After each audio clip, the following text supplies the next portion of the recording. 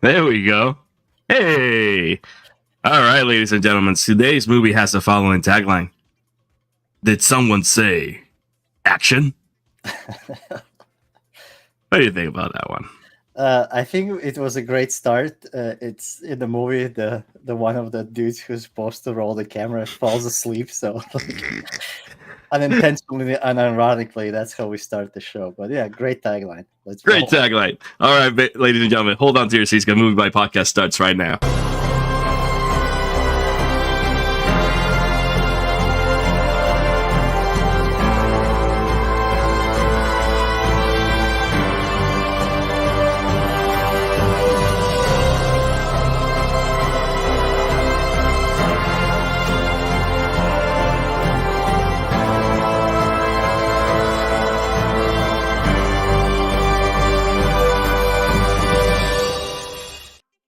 All right. Good morning, good afternoon, good evening for anybody that is tuning in right now live with us. I'm your host, Ruben, and with me, the last movie critic. And this is MovieByte podcast, where we break down some of our favorite movies, some of your favorite movies, some movies that you may have never seen, some movies that you have seen, and we just have fun with this little time that we have together. How are you doing today, bro? I'm excited to hear you talk on this one. I know it's one of your favorite movies, guilty pleasures. It's a guilty pleasure. Yeah. Let's just put it out. Hey, you let me pour my soul on screen on camera for Gravity. I guess this is your turn. I'm just gonna politely sit on the sidelines and be the sidekick. I'm gonna be the guy in the. You're the comedic sidekick. Yeah, I'm gonna be that guy who just. Yo, what's up, Pablo? Yeah, I'm actually very excited to talk about this movie. I grew up watching this movie every time it would play on HBO. And I was a big fan of, I'm still am a big fan of Arnold Schwarzenegger. Terminator 2 was pretty much one of my favorite action movies growing up. So today we're going to be discussing the 1993 box office bomb, Last Action Hero. And the reason why we are talking about Last Action Hero tonight is because some of our viewers voted for a 90s comedy. And I think this movie falls right in line with that.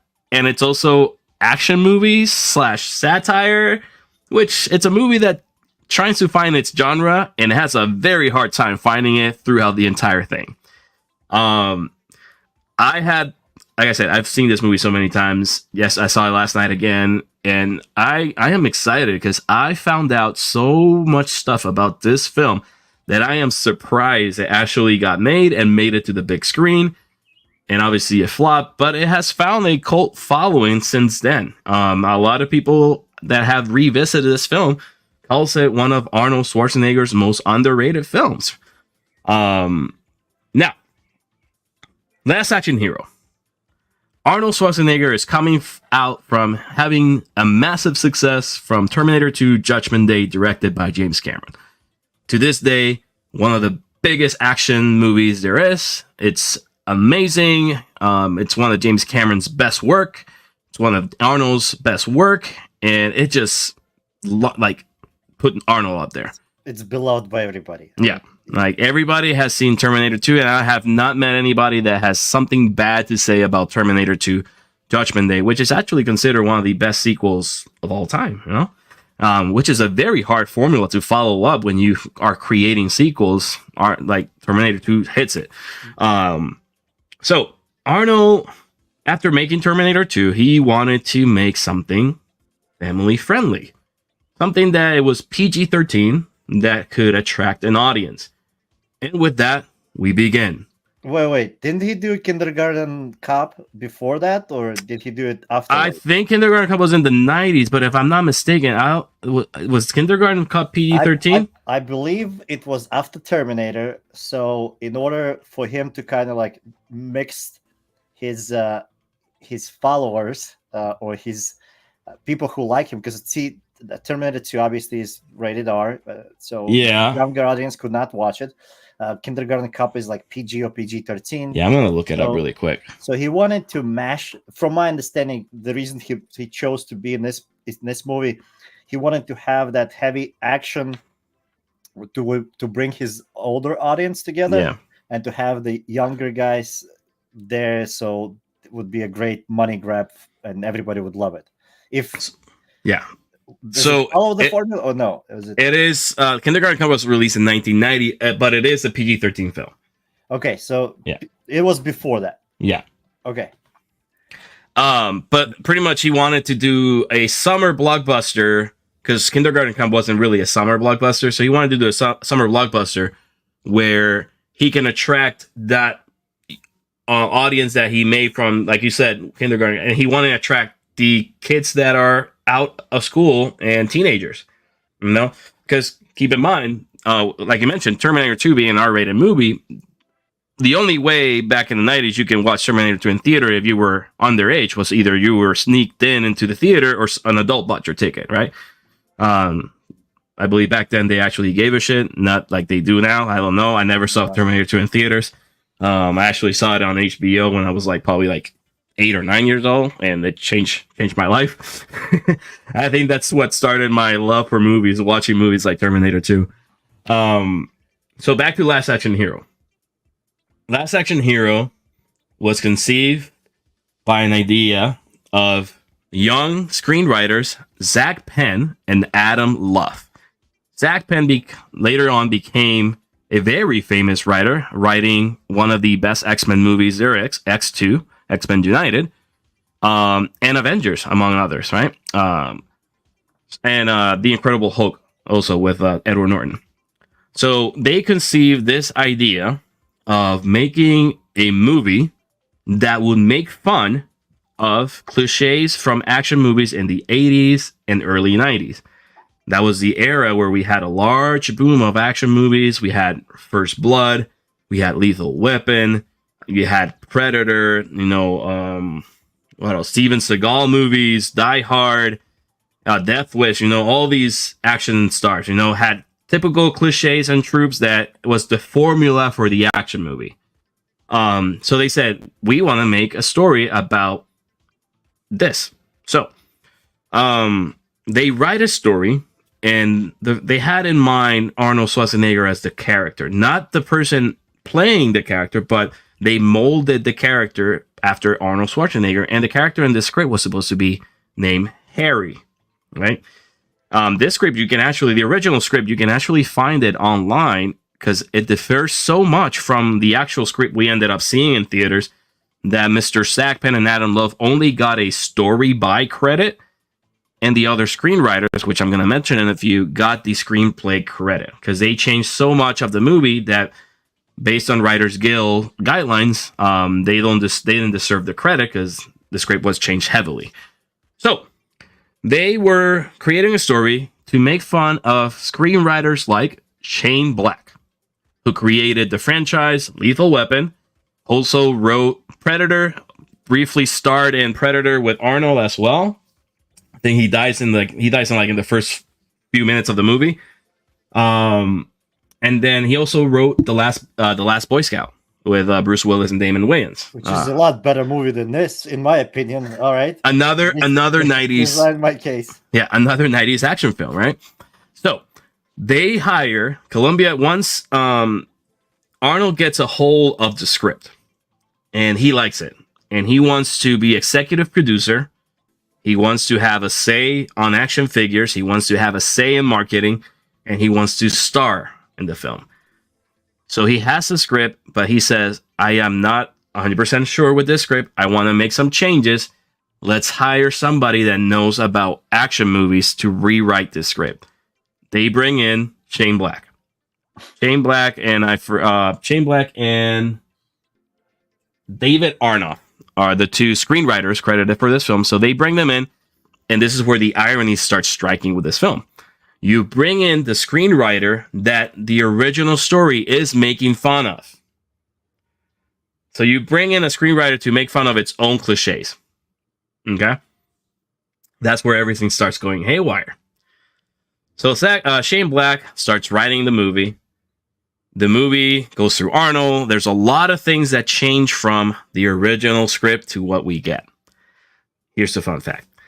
The original title of this movie was going to be called Extremely Violent. Key things in the original script. the kid is struggling with the loss of his father, and his escape of that grief is watching movies, something that is no longer in the Last Action Hero script. They kind of mention it, but they mention it, but they don't use it as a bonding thing between Arnold's character and Danny's character, maybe until like the third act of the film.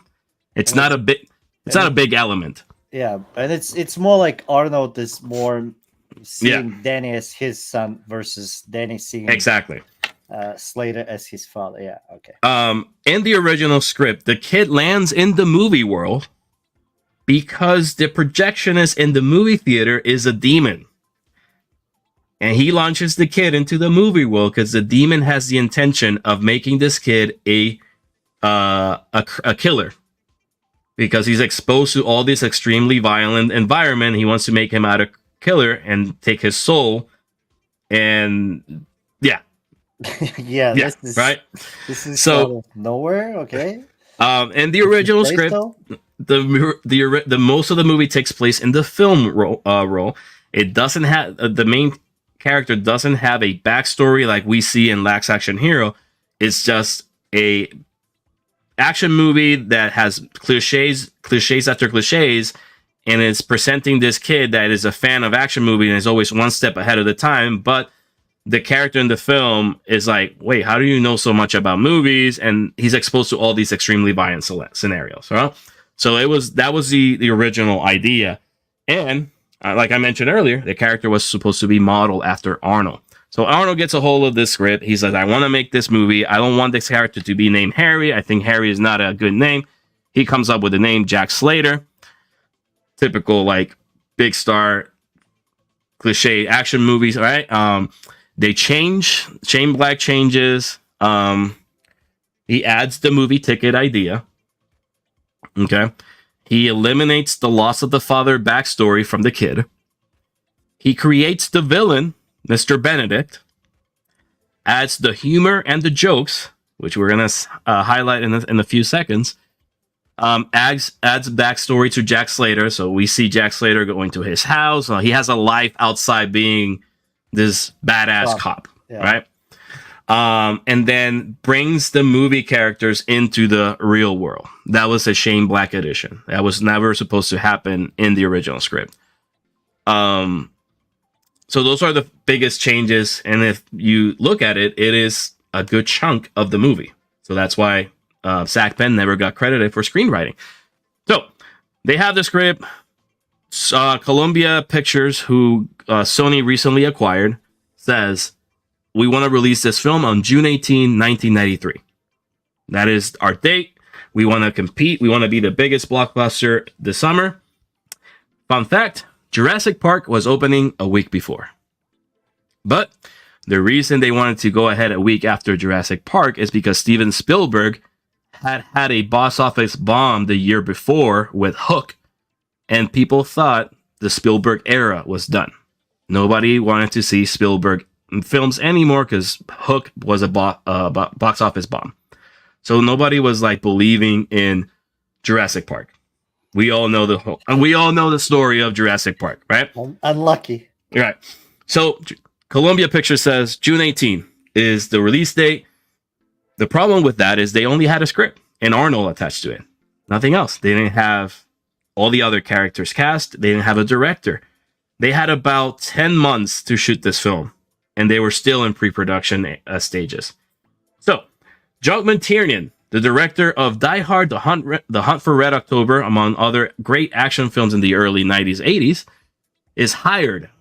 Initially, he denied. He did not want to do it because he said, I don't want to do another action film. So, Robert Zemeckis was offered. The studio was leaning big against Robert Zemeckis because they wanted somebody that can break down action scenes and put elements of comedy into it. Robert Zemeckis is known for making Back to the Future, Romancing the Stone, which are basically comedy films that have elements in some sort of nature of action. So they wanted something like that. It wasn't until Arnold got a hold of John McTiernan and he convinced them to take the director's chair, and John McTiernan did. And this is another strike on irony. You hire a action director to make a movie about that, like making fun of action movies. Yeah. So, strike two. So, John McTiernan is hired. Arnold is playing the main character. They need a villain. Alan Rickman was offered the role of the villain. Alan Rickman, as you all know, played Hans Gruber in Die Hard. One of the best villains ever. Iconic, right? You know, and most people know Alan Rickman as Severus Snape from the Harry Potter franchise. Obviously, Alan Rickman passed away in 2016, very young age, but amazing talent. So, Alan Rickman says, I'm too expensive. You guys can't afford me. He had a very high fee. The studio was like, nah, we're already paying Arnold $50 million for this film. We can't do that with you. So they come across Mr. Charles Dance, who that same year starred in Alien 3. And today we know him as Tywin Lannister from the hit show Game of Thrones. So Charles Dance is hired to portray the villain. Fun fact, he heard that Alan Rickman was the first choice, so he would show up on set with a t-shirt that would say, I am cheaper than Alan Rickman. So he was already making fun of himself, right? So they got the villain. Danny, who's played by Austin O'Brien, is selected via auditions. They have all the other secondary characters to play, and let's start production. The film has 9 months to shoot for a June 18 release. So, this is where everything starts going haywire. The film goes through numerous rewrites during the script because they could not find the tone of the film. They could not make it funny. They could not find a way to make the action scenes believable. So they hire 3 script doctors. Among them, Carrie Fisher, famously known for playing Princess Leia in Star Wars. She did a lot of script doctor work in the 90s. And for those who don't know, a script doctor is somebody that is hired to look at scripts during filming and make necessary changes to change the pace of the film. The other big name of script doctors they hired was William Goldman, who is famously known for writing The Princess Bride, one of the greatest romantic comedy there is in the 80s. So, they have all these rewrites. Production is going haywire. John McTiernan is hating everything. He's hating life. And then they have most of the film shot, and Sony wants a trailer about a month before the release. It's like, we need a trailer. John McTiernan didn't have time to cut a trailer, so what they did is that they put all the dailies together and made a trailer out of that without showing too much. After that, they do a test screening, and the test screening was trash. People hated the movie. So bad that Sony said, destroy the focus cards. And then word of mouth started going around. People started talking. It's like, why would Sony destroy the focus cards? And then word of mouth is like, hey, I think this is going to be a piece of trash movie. I think there's, I don't know if you're going to mention this fact, but when they did the screening, they also got the, like, whatever, the reference card. Yeah. It said like it's, the movie theaters were sold out. They did like 3 screenings or something like that. But they did not realize that the sold out movie theaters were actually the Jurassic Park ones, not the last. I actually didn't know that. Yeah, so they went. That's what I was doing my little research. I noticed that they were so proud about, like, hey, we sold out 3 movie theaters on our initial screenings, but in reality, when they went to those movie theaters, they were all empty. So they started digging, and they're like, how did we get this information? The information they got out was like the movie theaters were actually sold out. Were showing Jurassic Park, not Last Action Hero. But it was quite a disaster. And it didn't get better for them, right? Because what was the opening weekend? Like 18? They opening weekend for them, June 18. If I was reading, it was about 18 million. No, that was too much. It was 15 million. Enough to cover Schwarzenegger's salary. Right. The film went to... The budget was like 80 or something? It was like 86 million. That's without marketing costs and everything. Because this film went into some heavy marketing. Like, they had Burger King involved with, like, the little Happy Meal toys. They had the action figures right there, Last Action Hero action figures, with which Arnold had put a say about that. He wanted action figures to not have guns at all, so that's why none of them have guns, and some of them have stuff that's not even in the movie, but they just wanted action figures.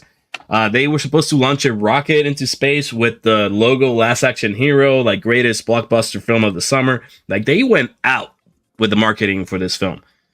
Didn't help. Didn't help, right? Obviously, Jurassic Park opened the week before, June 11, with 50 million, and the rest is history. That film went to gross of over 973 million worldwide. And I mean, we all know what Jurassic Park is. We all we love that film, right? It's one of Steven Spielberg's best, right? Everybody remembers Jurassic Park. Nobody remembers Last Action Hero exists.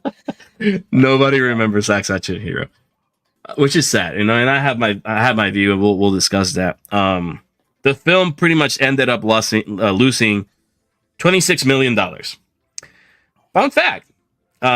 Universal moved Jurassic Park to a June 11 after this. Sony decided the June 18 release date. From what I've read or found out, and this cannot be 100% accurate, but I think Jurassic Park was slated to open the same weekend as Last Action Hero, but they bumped it up a week ahead because they're probably thinking like, we got this. Or they were just like, hey, we don't want to compete. Let's make some money. Maybe, yeah. And then if they're going to be like the better movie or going to create more buzz, at least we had a week before where we maybe made some money. That's usually the strategies in these. Yeah. Well, at least before, when movies were trying to pick the perfect dates and then move accordingly to either save some money or to make some money or not to like compete against huge movie and lose money in that way. But yeah, and to add more salt to the wound, Sony was even more humiliated the weekend after the film opened, second weekend, right? Because it lost 47% of its opening weekend audience to their sister production companies, Sleepless in Seattle, starring Meg Ryan and Tom Hanks. Yeah. Yeah. Romantic comedy from their sister company beat them in the box office. 47% of the audience went to see Sleepless in Seattle instead of Last Action Hero. Well, yeah.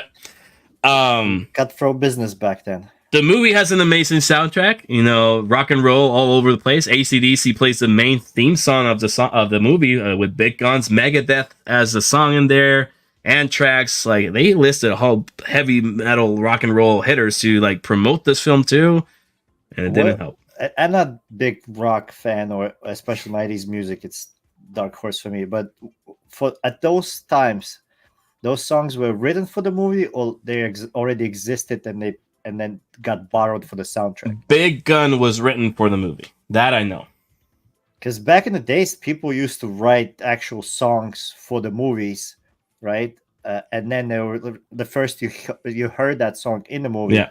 Later on, popular tracks just got attached to the movies. Yeah. And that's how I remember all the like recent soundtracks where you hear the song and you like either heard it before or it just recently got popular and was kind of involved. But back in the days, they used to make soundtracks specifically for movies. And I'm not talking about like Hans Zimmer soundtracks. I'm talking about like actual songs being played in the movie, right? I mean, just keep in mind, like in the 90s, like a great movie normally would have a great soundtrack attached to it. The greatest example I can make is Celine Dion, My Heart Will Go On. Because that song was written for Titanic, premiered in Titanic, and then went to become the best song, probably best soundtrack song of all time. I don't think anybody can disagree with that, because you hear that song, you know exactly where it's from, you know the movie. Yeah, one of the biggest movies of all time. I hate it with passion, but I can't deny the fact that I love Titanic. I can see that movie a million times. I don't know why. Listen, I really like. I opened another. We open secrets on the show, but I watched Titanic with somebody who I felt that I'm gonna get lucky with, and I did not get lucky. So Titanic did not help me. Titanic sank with you. So Titanic sank all my fucking chances and hopes for that night. But we also watched the game with Michael Douglas, and that was way better movie than Titanic, in my Classic personal Fincher. opinion. Yeah. Still didn't get me late, but Well, Big Gun was written for the film. AC/DC actually has a music video that Arnold Schwarzenegger's in the video playing guitars and everything. So that one was made for the film. They probably did buy the other ones because I'm looking at the soundtrack list right now, and Aerosmith is on the soundtrack for Dream On, and they wrote that song like decades before Last Action Hero was written. So yeah, so 50-50 or yeah. So do you even want to go into the plot for this, or so let's talk about the plot. I discussed one? like it went through hell, production wise. So it was a mess in writing. So typically, let's talk about the plot. What? It's my part of the show where I can dive in, sink my teeth into the plot. But honestly, you can tell me if there's an actual plot to this, because I was trying to make notes, but the only notes that I could make out that made any sense was just the key points in the plot where they were just completely out of place. Like, first of all, you have a 12-year-old kid who lives in New York with his mother. She's a widow because she states it like life is very hard since I became a widow. And he loves movies. It does not go into explanation that he tries to kind of substitute his sorrow with pleasure of going to the movie theaters. But anyway, and he gets offered to. He's a big fan of what is the name of the franchise? Jack Slater. It's Jack Slater. It's the name of the hero and the films. And it's it has like 3 films, and 3 is out, and the 4th one is about to be dropped. So the guy who runs the projector, I guess projectionist, projectionist, Tyler Durden character in Fight Club, or one of the he offers him the midnight showing, kind of testing the tape to make sure it's not broken or whatever, a test screening. So here we are. You see, you got me saying so all the time. You've been saying so. All right, let me get this out of it. He gets the chance to watch this movie, but he's 12 years old and he's alone in the house, and he needs to sneak out and go to the movie theater in the midnight. When he opens the door, he gets attacked by some random burglar who attacks him. Yeah, ties kind of a little bit berates him for not fighting back, even though he's a grown-ass man who turns his back and leaves the knife on like a bath, and expecting the 12-year-old to attack him.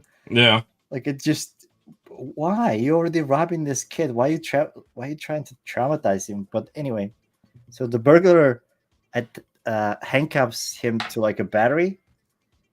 Something like that. I thought a radiator, and then berates him because they got nothing valuable to be stolen from. Like, it's just, the robber just makes fun of him. He's like, you don't have no VCR, you got no jewelry, you fucking broke it.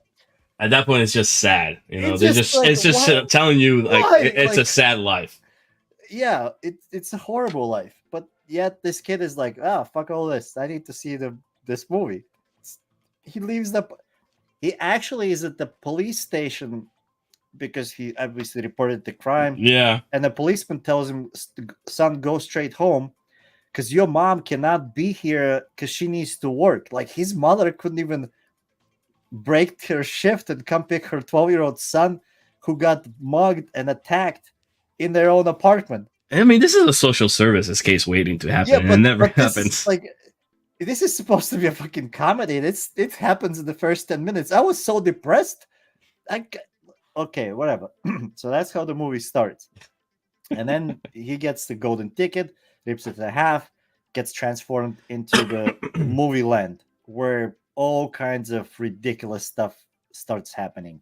And as you mentioned, they try to make fun of it, but it's not even satire. It's just pure adulterated trash. Explosions, car chases, some kind of plot twists, crossovers, expose to the ridiculous amount of information that we don't care about, and it's just messy. And on top of that, there's a scene where when Arnold Schwarzenegger character brings his new sidekick Danny, who is again 12-year-old boy who is played by the 12-year-old. He brings him to his ex-wife's house where his daughter, who is in her 20s, goes like full lip to lip, mouth to mouth smack on this kid, which for the 1993 movie, it's so cool. And to the 12-year-old boys who watched, were like, yes, please. Like, if I would be in his shoes and it would happen to me, it would make my entire teenage decade, or nobody would feel violent. In 1993, not 12-year-old kid would be violated if 20-year-old girl kissed him. Like, am I delusional? Am I like, are you with me on that one? Or yeah, no, I it wasn't. I mean, it's funny. It's kind of like, hey, he's all happy about it. I mean, of course he is. You know, he's pretty much a teenager at this point. You know, right? But like, if we look at the same scene in a 2024 environment. Oh, it would have not been allowed. Period. Yeah. But how would that scene still there? I mean, I don't know. It just kind of, to me, with all with all the stuff is happening in the world right now, and they starting censoring and they starting removing all the jokes from like one of my favorite shows. Not only Awkward Scenes, Hunger Force. Thank God they haven't touched that one. But It's Always Sunny in Philadelphia. Like they cut entire episodes, or well, at least they removed some episodes. And they cut a lot of jokes which did not date well. Yeah, and you see something like this in a big budget movie. I mean, at the same time, like you can't really change that, because removing it is cut that. Scene yeah, I know, but removing it is like it's not going to change the plot. Exactly. I guarantee you, it's not going to change the plot. It's not going to change the storyline, because there's no fucking storyline to this movie. I mean, yeah, there's no. I mean, let's start. I mean, there is no point to certain scenes in this film. Yeah. So that scene kind of like it just, I don't know. It just rubbed me the wrong. Like it. I understand it's from the 30 years ago, and that was a completely different times, and it was. I guess it's like visiting. Like a great example. It's still there, but yeah, why? It's part of the history, so exactly. we need to embrace it. It's the same case we can make. I mean, and we talked about it when we did Leon years ago, and we know like what's going on with the Leon. Okay, like this, we discussed the certain scenes in that film that you're like, why is it still like out there to watch? But at the same time, and not acknowledging it or removing it from it, it's like saying I'm turning the blind eye. So like, it's better to just leave it out there and say, yeah, you know what? At that time, yeah, we thought it was funny, but now that we look at it now in this time, I'm like, yeah, technically that can be considered rape if we were talking about these times. Let's not throw the R word out there. I mean, it's I don't know the legal terminology, but it's kind of pretty. Anyways, I'm not the lawyer. I'm just pointing out what I see with my eyes. I'm not putting labels. Of all the things in this movie, that's what grinds your gear. It's what else is like. I have to grip to something. There's besides that. The only other thing that kind of switches the tone and it switches the music, it switches everything, is when they take the main character Danny and the Lannister, Tywin Lannister or Benedict, Charles Dance's character, out of the movie land and into New York, and it's one of the most bizarre transitions when, in a matter of like seconds, Slater's character realizes that he's a fictional character, and in order to comfort him, Nick, who is our what was the word I used? The guy who does the Projectionist. projectionist. Nick, Yeah. the projectionist, tries to get him calm down and cope with the reality that he's fictional by naming all the horrible things that surround us in the real world. And he's like, it's politicians, like wildfires, natural disasters, like pollution, politicians. He's like, you said politicians twice. He's like, because they're twice as bad. Which that's one of the jokes which I give them. And nowadays I think it's even politicians can be named 4 times in that sentence, if not 8. But yeah, it's a very dramatic transition, and Benedict kills a guy just to prove that nobody gonna give a fuck in New York in 1993, and nobody gives a fuck. And that joke kind of gets dismissed, rolls over. But Yeah. watching it now, it's like, well, yeah, things did not get better in New York or anywhere else in the United States. Gunshots, yeah, nobody even pays attention. Cops do not show up. Somebody yells, I just killed a man. Nobody does anything about it. Satire, I think not. And that's what strikes very odd about this movie. It's supposed to be funny, but any funny line does not deliver any laughter except one, and I'll get to that. Actually, there's two funny parts. Funny part when after all the shenanigans, Arnold and Danny walk into the apartment, which is kind of like completely empty rooms, just with a bed and a closet, and without saying anything, Jack Slater just shoots in the closet, and he's like, "Why did you shoot the closet?" "No, there's always somebody hiding there who can attack me. I spent so much money on fixing the fucking closet doors." Like, okay, that's funny, that's classic. And the second joke is when James Belushi asked at the premiere of this for why he's there, and he points at his girlfriend or wife, whatever, and he's like, "Well, Arnold makes her horny, and I want to be there when it happens." And with James Belushi, like, delivering that line as James Belushi can deliver it, it's like unironically the best fucking joke ever. The best joke in that movie, and Yeah. it's so under the radar and it's so brushed off, but it's the funniest fucking shit ever. And it's James Belushi, who said no reason to be there, and he has the funniest joke. Hold on. All right. Maybe to me. There's a reason why Jim Belushi is in that film as a really? cameo. Yeah, him and Arnold Schwarzenegger did a movie together. Red Heat. Ooh, yeah, that's another one I haven't seen since the 90s. Yeah, Red Heat. And then they did Jingle All the Way years later. But Red Heat is their first film together. That's why he's in that film. In fact, everybody that cameos in this film has a connection with Schwarzenegger.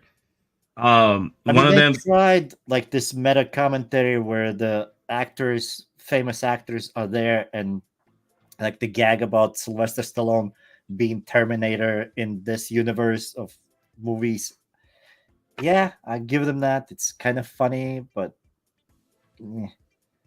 yeah, I mean, Van Damme was in it as a cameo. Obviously, Van Damme was supposed to be in Predator. He actually was going to play the Predator. Then he dropped out, but eventually Arnold and him starred again years later in Expendables 2. Damon Wayans there because of Shane Black.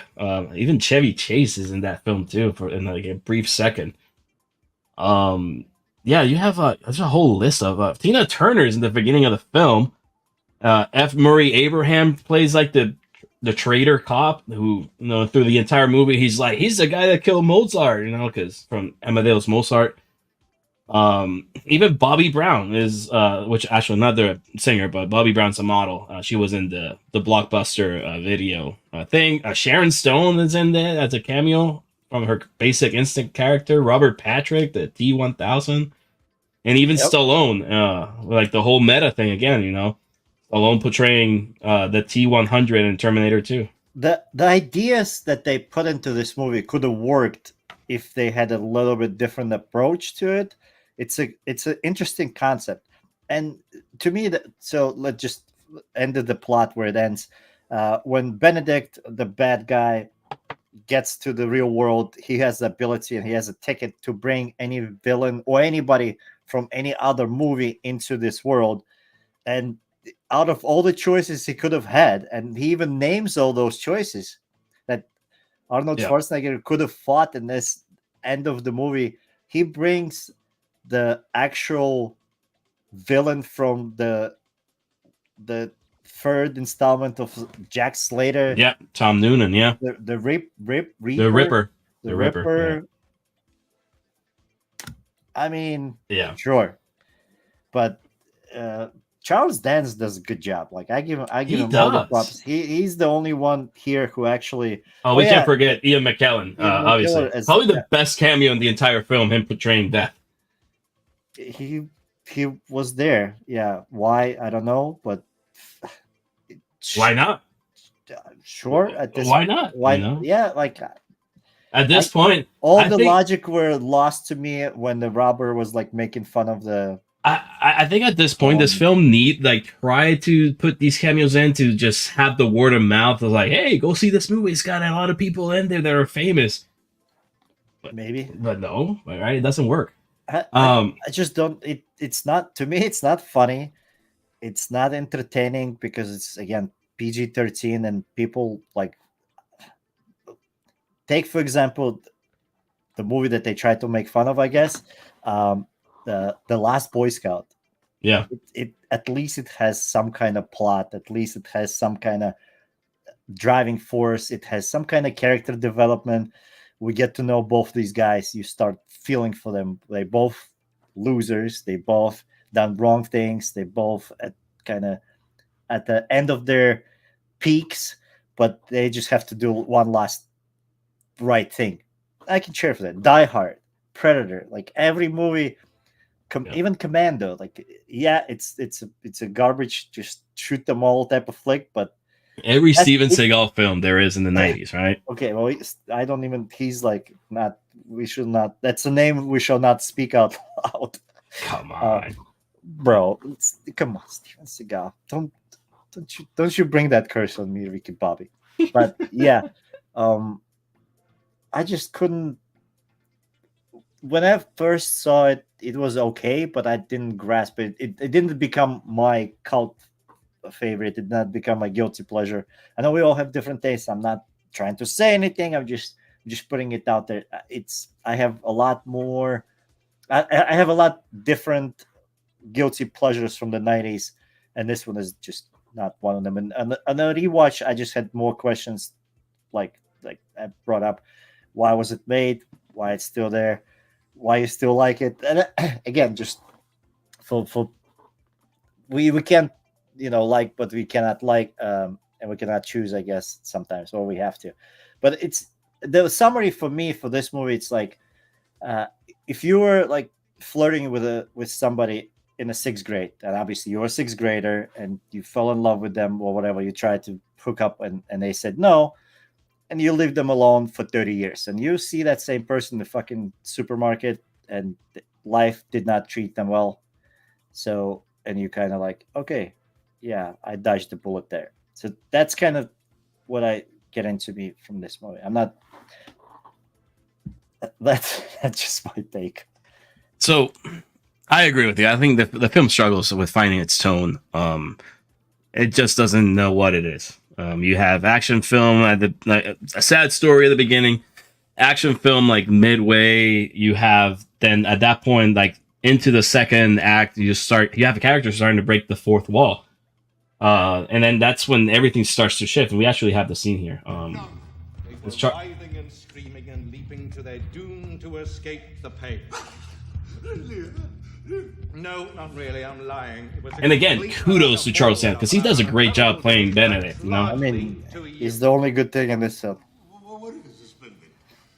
First you're my friend, now you turn a 360 on me. 180, you stupid spaghetti slurping. 180. If I did a 360, I'd go completely around and end up back where I started. What? Like, who writes this shit, bro? I mean, I don't If know. that little turd, Daniel Madigan, So here's where he breaks that fourth wall. Yeah. Like for the first time in the entire film, he acknowledges that he is not in a real. It's not a. He knows it's in a movie. It's in a fictional world, and people are watching him. If God was a villain, He'd be me. he'd be me. You want me vacuum now? Yeah. So it struggles to find itself because you have an action movie and then you have at this point a meta film. Before meta was meta. And then we get into the third act when the characters jump into the real world and they find out like, oh shit, I can actually die here. Jack Slater's no longer invulnerable. He can actually get hurt. But here's the thing, and I found this is the messy part. And again, this comes from sloppy writing. Jack Slater loses his invulnerability. Whatever the word is, I can't. Whatever that word is. Sure. Where else can we go? But Ian McKellen, who's playing Death, doesn't. He still has the touch of death. Like It's what? like we'll write this shit again, right? Now, my question to you, so my thoughts of the film is like, yeah, it's a mess, but it's a guilty pleasure, so it's one of those like it's bad, it's good to watch. I enjoy watching it, and after learning how much they went through hell, like my question to you is, we discussed the tone. Do you think this film was ahead of its time? No, I don't think it was ahead of the time. I think, as I mentioned, the concept was semi good, in a good hands, in a good writers. Maybe they could have created some kind of metaverse type of thing where you go from reality to movie land, and from movie land you bring some cool concepts into the real world, and it has some kind of consequences. Everybody learns the lesson. Yeah. Like the Matrix. On paper, it had potential, but the way it was executed, I don't see the cult following. I don't see how. I mean, again, that's just my opinion. So, do you think if this film had a different release date and it had a proper time to fix everything, you still think it would have missed? I think it had to be rewritten completely and reshot. I don't think if you have all the original script, again, I don't know, I didn't read, but none of the editings, none of the script doctors could have saved this mess, in my opinion. But I could be wrong. It just, the way that it has too many different pacings and it has too many different tones. It doesn't know where to go with it. So it just loses its own identity. And when I, as a viewer, I have to figure out what I'm watching. Am I watching a comedy? Am I watching a satire? Am I watching action? Is this like the drama of losing your dad and looking? I need direction from the directors. So, which clearly this movie didn't have. This movie is all over the place from the beginning till the end, and what they given me at the time, by the time I swallow one scene, they already onto the new one, and everything would just happen. It doesn't even matter anymore. So I passed. Gotcha. It was one and done for me. I don't think. Maybe, twice and done for you. Oh, maybe in 30 years I will revisit it. I'll rewatch this film anytime. I really. You do you. You do you, boo. So, I mean, I agree with what you're saying.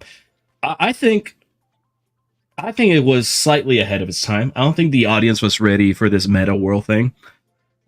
The parody theme, it has existed before this movie came out. So yeah, parodies was already a thing.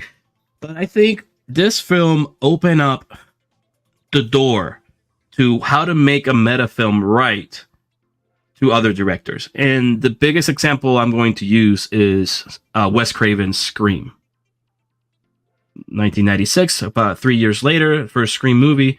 Anybody that has seen Scream and understands Wes Craven's idea behind Scream is he's making fun of his own films. from the 80s. He is making a meta horror film of how to survive and not in a horror film, right? And then later on, that carries on. In a way, and then this is my opinion, The Matrix. No, you were mentioning like the whole meta world, the real world, and the fictional world. The Matrix, I think in some shape or form, this movie might have paved way to like the idea of like, what if we're living a simulated world and we're all hooked up behind our backs into the real world, and the real world's not good, and only those that want to accept that reality are disconnected from it, right?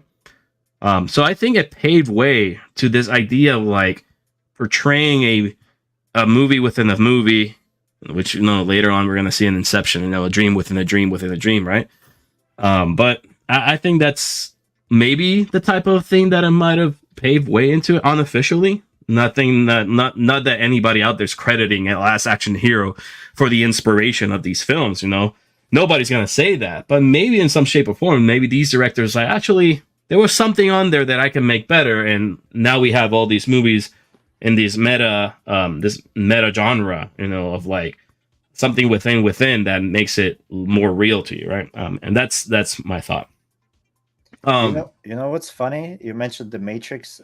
You ever thought that ever since The Matrix arrived to us, that the payphones disappeared? And the and the payphones were the only way to get out of the fucking Matrix in the movie. So we're all here. We're all stuck. There's no way out anymore. Just gotcha. Just Wow. another fun fact for all of you there. So John McTiernan later on said this about the film's failure in Critic response, and I quote: "Initially, it was a wonderful Cinderella story with a 9-year-old boy. We had a pretty good script by Bill Goldman, charming. And this ludicrous hype machine got a hold of it.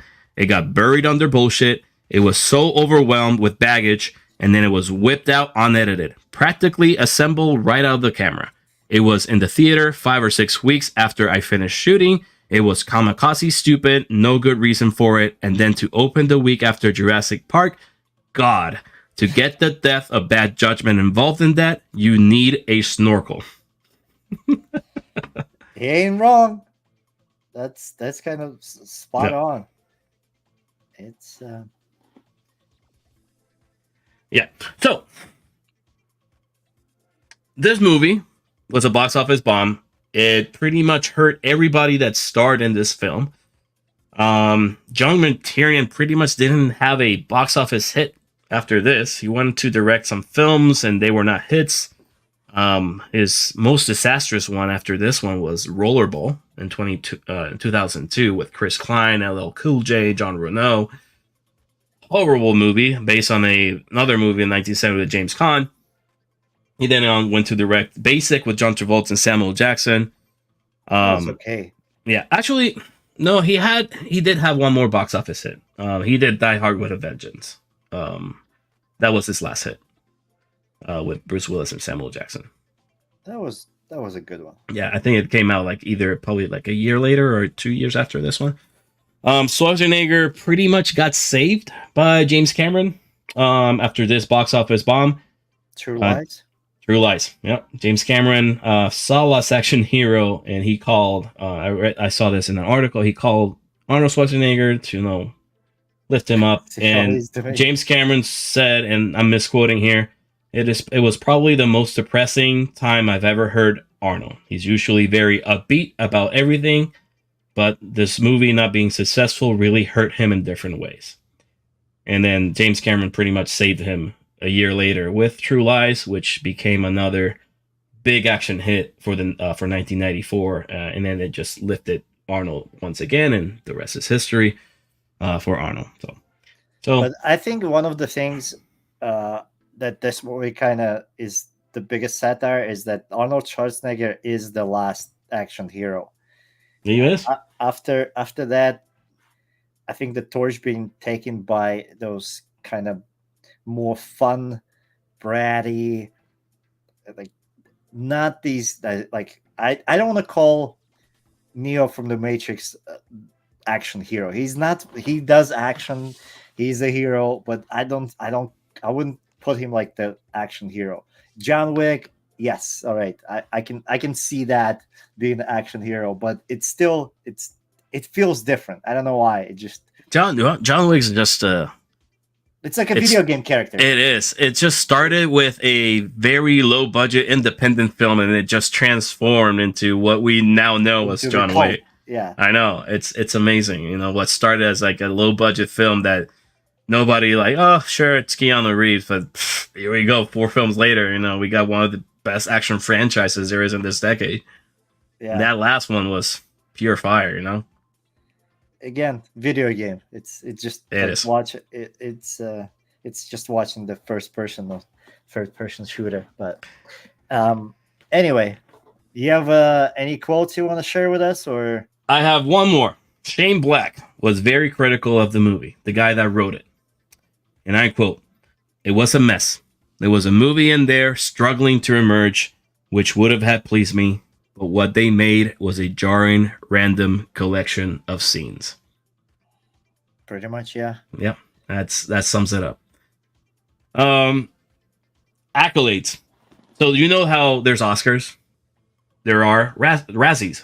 Yeah. They reward the worst of the worst. They had to win every category. The film was nominated for 6 Golden Raspberry Awards: Worst Picture, Worst Actor, Worst Director, Worst Screenplay, Worst New Star, and Worst Original Song, Big Gun by AC/DC.